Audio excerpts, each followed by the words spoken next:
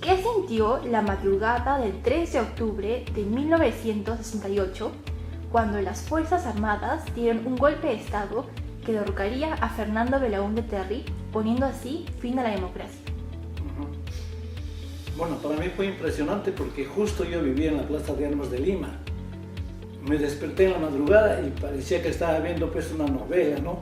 Lleno de tanques y soldados. Y me desperté en la madrugada que tomaron porque era un bullicio pero infernal, pues, ¿no? De todos los tanques.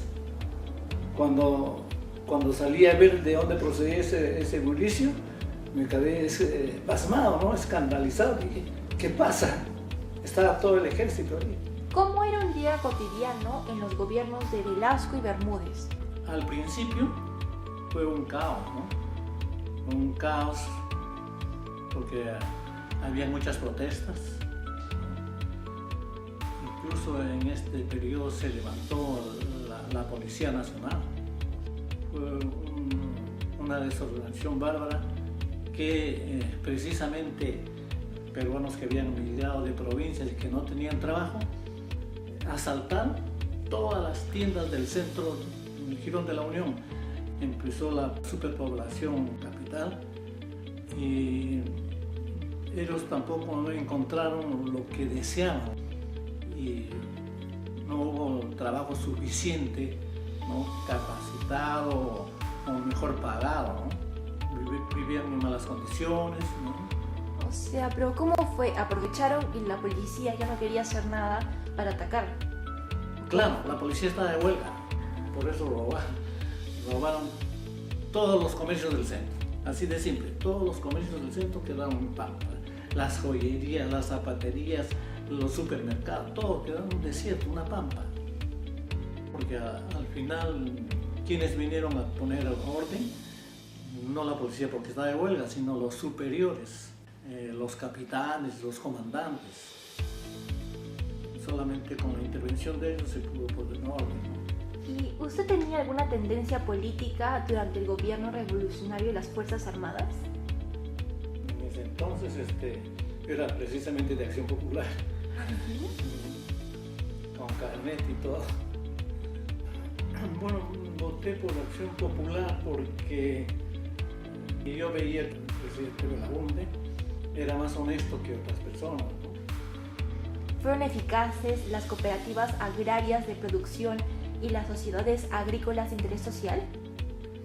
Lamentablemente no dieron resultado, ¿no? No dieron resultado porque no estuvieron preparados para administrar estas cooperativas. Todos se creían dueños de la tierra. Eso fue el fracaso de la reforma agraria, ¿no? Claro. Pero así como hubo un fracaso en lo económico, hay otros autores, por ejemplo, el historiador Carlos Contreras, que opina que sí hubo aspectos positivos del gobierno de Velasco. Por ejemplo, aquí le voy a leer una cita, ¿ya? El escenario de la Guerra Fría permitía a los países pequeños como el nuestro jugar con la competencia por ganar aliados existente entre los dos grandes bloques. Fue una carta que el gobierno puso en práctica, permitiéndole negociar mejores condiciones para el comercio internacional o las obras de infraestructura.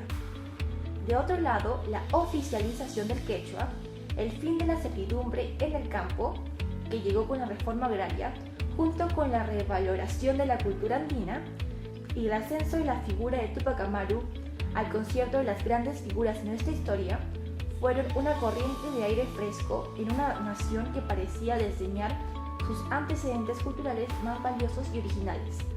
Asimismo, el sociólogo Farid Kahat dice que el de no haber mediado la reforma agraria, la violencia besánica y criminal del Sendero Luminoso habría sido aún mayor. Efectivamente, ¿no? Efectivamente se revalorizó bastante todo lo auténtico del Perú. Ya, en la forma educativa me pareció en el gobierno revolucionario interesante, ¿no? Porque al enseñarnos a reflexionar, ¿no? En vez de memorizar tantas fórmulas matemáticas, nos deducía, porque ya empezó a pensar la persona. Me pareció muy interesante en ese aspecto.